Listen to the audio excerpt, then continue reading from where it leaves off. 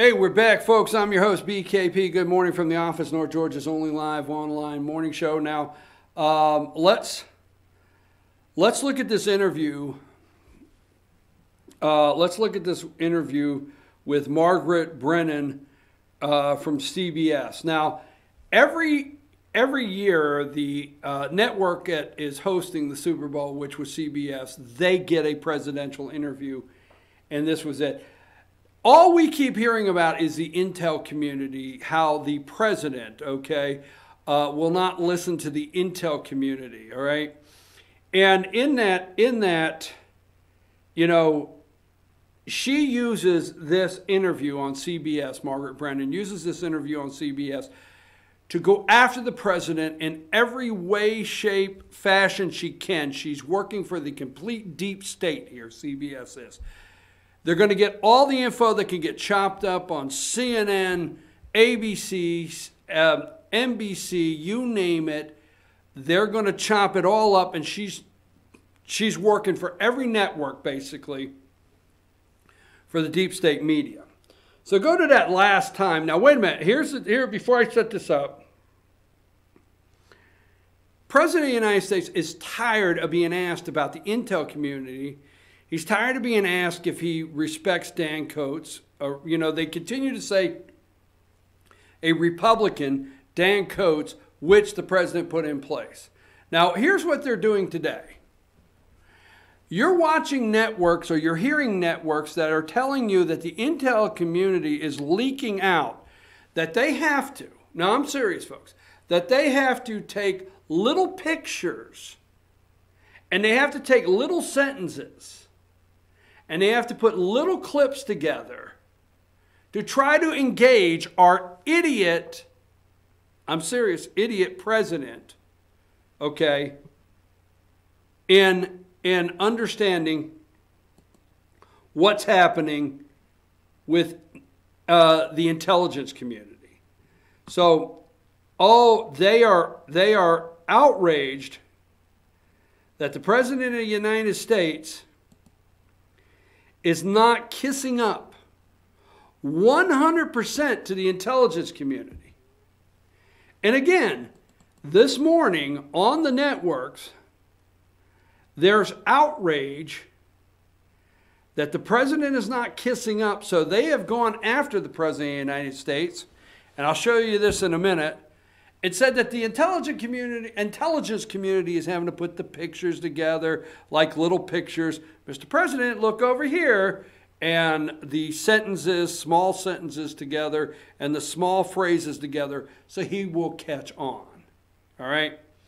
Listen to what he tells Margaret Brennan about the intelligence community when she pushes that button that he says there's things in the intelligence community he doesn't believe, like the rest of us Americans. Go to that last time slot I gave you. Do say Iran's abiding by that nuclear deal. I know you think it's a bad deal. I disagree with them. By the way, you disagree with that assessment. I have intel people. That doesn't mean I have to agree. President Bush had intel people that said Saddam Hussein in Iraq had nuclear weapons, had all sorts of weapons of mass destruction. Guess what? Those intel people didn't know what the hell they were doing. And they got us tied up in a war that we should have never been in. And we've spent $7 trillion in the Middle East. And we've lost lives. Do you trust your national security advisor, John Bolton, because he worked in the Bush administration? I do, and I respect John. And John is not one of the people that happen to be testifying or on. Got it. And you know what? I tell people, you can testify any way you want. I'm not going to stop them from testifying. They said they were mischaracterized. Maybe they were, maybe they weren't. I don't really know. But I can tell you this.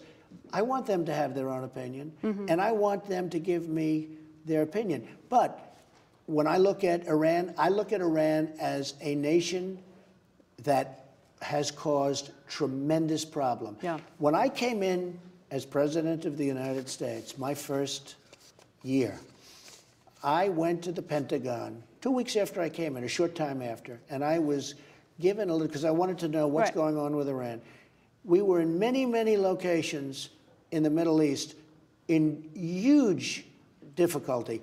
Every single one of them was caused by the #1 terrorist nation in the world, which is Iran. So when my intelligence people tell me how wonderful Iran is, if you don't mind, I'm going to just go by my own counsel. You've had a lot of change up in your administration recently, too. Are you sad? My intelligence people, he went to the Pentagon 2 weeks after he became president, and he looked at everything there, and every problem that is created around the world, Iran has their finger in somewhere, okay, as the leading sponsor of terror.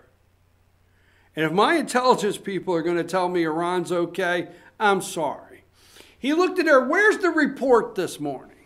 Where is that clip and that highlight of, remember when Colin Powell, that great Republican / Democrat / moderate / whatever the hell he was, okay? Remember when he went to the National Security Council or whatever at the UN, and remember, we'll never forget America, the charts and the graphs and the circles and where everything was that Colin Powell made the presentation. Remember that? All right? What did President Donald Trump say? They didn't know a damn thing. And we spent $7 trillion. Go to the time slot before that one. We're going to back up. Go tell me when you got that one ready. $7 trillion we spent there. I'm sorry, folks. If my intelligence people are going to tell me that Iran's okay, not going to work. All right? All right. So he says, hey, we spent $7 trillion, all right? I'm tired of hearing it. I don't give a damn. They hit nothing, all right? Hey, he explains it very clearly. You're not hearing that reporter. Go to the next time slot. Go ahead and run it.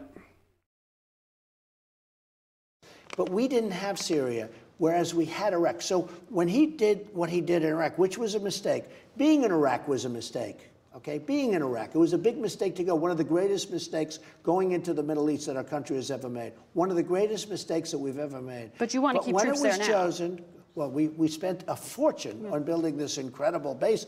We might as well keep it. And one of the reasons I want to keep it is because I want to be looking a little bit at Iran, because Iran is a real problem. Whoa, that's news. You're keeping troops in Iraq because you want to be able to strike in Iran? No, because I want to be able to watch Iran. All I want to do is be able to watch. We have an unbelievable and expensive military base built in Iraq. It's perfectly situated for looking at all over different parts of the troubled Middle East. Rather than pulling up, and this is what a lot of people don't understand, we're going to keep watching. And we're going to keep seeing. And if there's trouble, if somebody's looking to do nuclear weapons or other things, we're going to know it before they do. So you're going to trust the intelligence that you receive? I am going to trust the intelligence that I'm putting there. But I will say this, my intelligence people, if they said, in fact, that Iran is a wonderful kindergarten, I disagree with them 100%. It is a vicious country that kills many people. When you talk about torture and so many other things, and maybe they'll come back. The country is getting absolutely, when I ended the horrible, Iraq, Iran. He just told you we spent $7 trillion over there.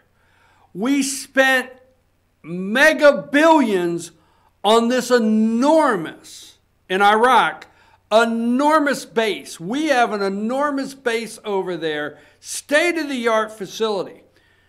Why? He said, hey, we bought it. We paid for it. It's ours. I mean, we blew it going to Iraq. Guess what we did in Iraq? We took out Saddam Hussein, who we put in place. So folks, don't push the intelligence community button on me, because I will strike back if you want to. Saddam Hussein, read history, damn it. You remember the Iran-Iraq war? Remember who we backed? Remember who we put in place for our purposes? Maybe Saddam Hussein. Iran-Iraq war. Long time, I think 8 years or something. Iran-Iraq war. Saddam Hussein, who put him there? Who took him out? Bingo. Don't push the intelligence community button on me, folks. Wrong guy, all right? So we spend $7 trillion while we've got a deficit, we've got a national debt, trillions through the roof. We have a base. If anything, we spend billions of dollars. Iran's a problem, big problem. And the reason the media is trying to make the intelligence community look good and trying to make Iran look good is because they're trying to make Trump look bad for pulling out of the Iranian nuclear deal, which was the worst deal ever made by Barack Hussein Obama and John Kerry. All right? And all he said, and Margaret Brennan, you should lose your job or never be able to interview anybody again because you were so rude to the President of the United States. All he said is we're going to keep this multi-billion-dollar facility and keep an eye on Iran. Stop. That's news. So you want to keep the facility in Iraq to strike Iran? No, damn it, I didn't say strike Iran. I said watch them. Where the hell did you get that? Right? Stop. That's news. So you want to strike Iran? No. But that got the deep state all excited, didn't it? And now this morning, it's all over that President Trump wants to strike Iran. That is the real reason of being in Iraq with our base. It's like he said, we're going to keep an eye on him. And he's going to put his intelligence people there. And when his intelligence people tell him something, he's going to sort through it. But no, he's not going to do the same thing. The deep state media, okay, and the military for profit, the world military war for profit, they are upset that he is not going to follow the same guidelines of do, say, whatever they do or say, he accepts. He's not going to follow the same guidelines. And you and I, go to the one right behind that. I know you're keeping the times. Go back up to the next one. We're going to go backwards. And let's play this one. In a matter of time. Look, we're protecting the world. We're spending more money than anybody's ever spent in history by a lot. We spent, over the last 5 years, close to $50 billion a year in Afghanistan. That's more than most countries spend for everything, including education, medical, and everything else. Is there a scenario where you would keep troops in Afghanistan, a smaller number? I mean, yes, and I'll leave intelligence there, real intelligence, by the way. I'll leave intelligence there. And if I see nests forming, I'll do something about it. But for us to be spending $51 billion like last year, or if you average the cost, I mean, you're talking about numbers that nobody's ever heard of before. The Senate Republicans voted, vast majority of them said that they don't support what you're doing, that what you're doing risks national intelligence by a precipitous withdrawal from Syria and Afghanistan. Doesn't that concern you? I ran against 17 Republicans. This was a big part of what I was saying, and I won very easily. I think the people out in the world, I think people in our country agree. We've been fighting for 19 years. Somebody said you're precipitously bringing precipitously. We've been there for 19 years. I want to fight. I want to win. And we want to bring our great troops back home. I've seen the people. I go to Walter Reed Hospital. I see what happens to people. I see with no legs and no arms. And I've seen also what happens to them up here because they're in this situation and they come back and they're totally different people where the wives and the fathers and the mothers say, what has happened to my son? What has happened in some cases to my daughter? It's a terrible thing. We've been there close to 19 years. and it's time. Now, we'll see what happens with the Taliban. They want peace. They're tired. Everybody's tired. Everybody's tired. No reporting of this whatsoever. That is the most common sense that the American people are given directly. And they say this guy does not have the intelligence level. We're talking about the intelligence community. He's not intelligent enough to run the country. He sees what's happening. We do out here. He's pointing up here. He said, I've got mothers and fathers saying, what happened to my son? What happened to my daughter? I see him with no arms, no legs, precipitously. Hell, damn it, 19 years, $51 billion a year. And all we keep doing, we losing our kids. And even the young men and women that are coming home, 19 damn years. Even the men and women that are coming home, okay, that are not wounded or lost a limb in any way whatsoever, they're wounded here. We're messing our kids up. The President of the United States cares. We can't get $5.7 billion. We can't get 20 billion simple dollars to protect our southern border against an invasion. But we demand that he succumb to the intelligence community and support whatever they say. At $51 billion a year, 19 years, precipitously, really? The President of the United States did an outstanding job yesterday with absolutely the worst interview, just set up to try to attack him. Go one more back. I don't know how many more we got, but go one more back. I know we're almost out of time. Let's play another clip. The land, the area, 100. We're at 99% right now. We'll be at 100. When I took it over, it was a disaster. I think we've done a great job with that. At the same time, at a certain point, we want to bring our people back home. If you look at Afghanistan, we're going in very soon. We'll be going into our 19th year, spending $50 billion a year. Now, if you go back and look at any of my campaign speeches or rallies, I talked about it all the time. You did. You've been talking about this. Bring people home. But that's one of the questions here, is because you have these strongly held convictions, and people ask, well, why don't the facts influence those opinions if those facts change? And your director of national intelligence said ISIS still has strongholds in Iraq and Syria and will launch attacks from there. You're going to always have pockets of something. You're going to have people like the one-armed man who blew up a restaurant. You're going to have pockets, but you're not going to keep armies there because you have a few people or you even have fairly reasonable numbers of people. We've been there for many, many years. We were supposed to be in Syria for 4 months. We've been there for years. We have been in Afghanistan for 19 years. And by the way, I've been hitting very hard in Afghanistan, and now we're negotiating with the Taliban. We'll see what happens. Can you trust what that? happens? Folks, he campaigned. We are, the American people, we don't want our kids all over the world.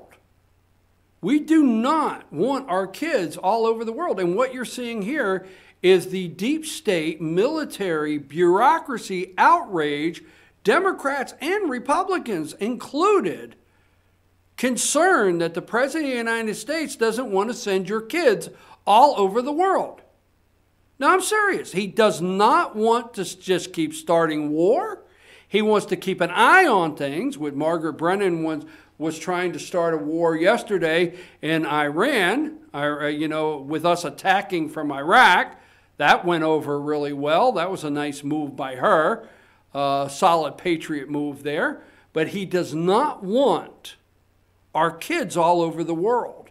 And he campaigned on that. And he says, hey, we're going to keep our pockets of bases covered. We're going to be ready. But we're not going to keep sending our kids all over the world at this rate of $51 billion a year. Go back one more. I don't know if I have one more time slot or two. All right, go back to the first one then. because we have a much better issue. On a political basis, what she's doing is, I actually think it's bad politics, but much more importantly, it's very bad for our country. I want to ask you about your intelligence leaders who were testifying on Capitol Hill this week. Did you read the report that they presented? I did. And there was some conversation you had because you went on Twitter and you called them naive and told them to go back to school. Well, what specifically was wrong about what they said? I think that, let me just say, it wasn't so much a report, it was the questions and answers as the report was submitted and they were asked questions and answers. We've done an incredible job with Syria. When I took over Syria, it was infested with ISIS. It was all over the place. And now you have very little ISIS and you have the caliphate almost knocked out. We will be announcing in the not too distant future 100% of the caliphate, which is the area, the land, the area. 100. We're at 99% right now. We'll be at 100. When I took it over, it was a disaster. I think we've done a great job with that. At the same time, at a certain point, we want to bring our people back home. If you look at Afghanistan, we're going in very soon. We'll be going into our 19th year, spending $50 billion a year. Now, if you go back and look at any of my campaign speeches or rallies, I talked about it all the time. You did. You've been talking about this. And people home. But that's one of the questions here is because you have these strongly held convictions and people ask, well, why don't the All right, go back to the beginning of this video because I got to end this. We're done with the show, but I want to start the very beginning of this for a reason, okay? And I want you to hear what Margaret Brennan says at the beginning of this video before she sits down with the president.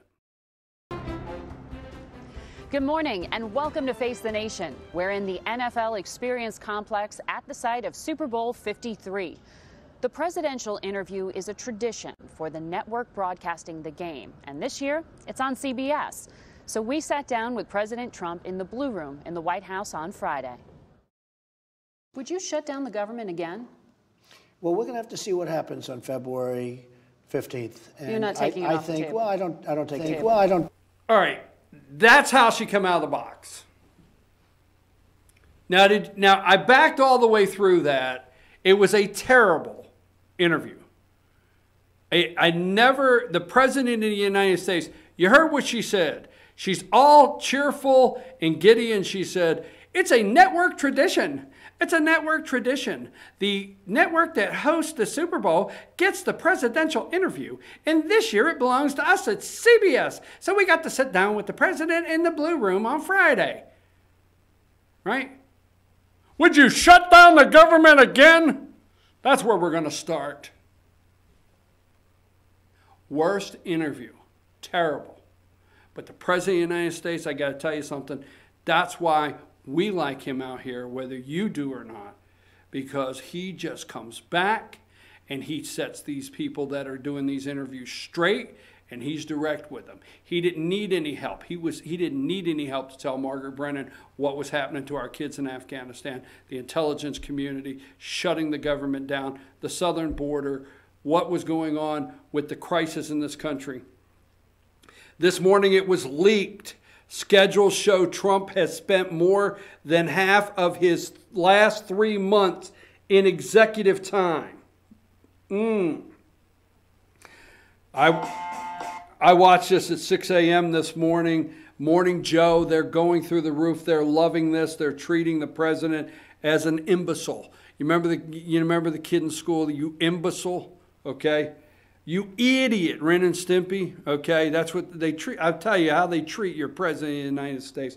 President Trump has spent about 60% of his time over the past 3 months in executive time, according to a leaked schedules obtained by Axios.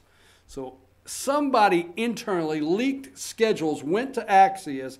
A source told Axios that Trump typically spends the first 5 hours of his day in his residency. There he is understood to be watching TV, reading newspapers, and making phone calls to aides, lawmakers, friends, and advisors and administrative officials. So he's running the country. You know, the guy's running the country. He's calling governors, he's calling lawmakers, he's calling friends, he's calling people in the cabinet, and he's watching some TV in the background. Mr. President, I know you watch this show. Thanks. I would have been very hurt to find out that you were leaving for work between 8 and 10 and you were not watching TV. He's always calling people, talking to people, a senior White House official told Axios. He's always up to something. It's just not what you would consider typically structured. Trump's first meeting of the day typically doesn't come until 11 or 11:30 and is typically an intelligence briefing or a half-hour meeting with his chief of staff, a scheduler from Axios reported this last year. I'm your host, BKP. He's being president of the United States. He's running the place. He knows what he's doing, folks. I feel good that Donald Trump is president of the United States. You should too. Hey, Patriots, you got 5. You got 6. The only other team that has 6 is the Pittsburgh Steelers. You have 6. Tom Brady, you have 6. Bill Belichick, you have like 8. I think it is 2 with the Giants. So you have 8 rings. Way to go. But most of all, Atlanta, outstanding job because you hosted it and you did a great job. I'm out. I'll be back tomorrow morning. What time? 8 a.m.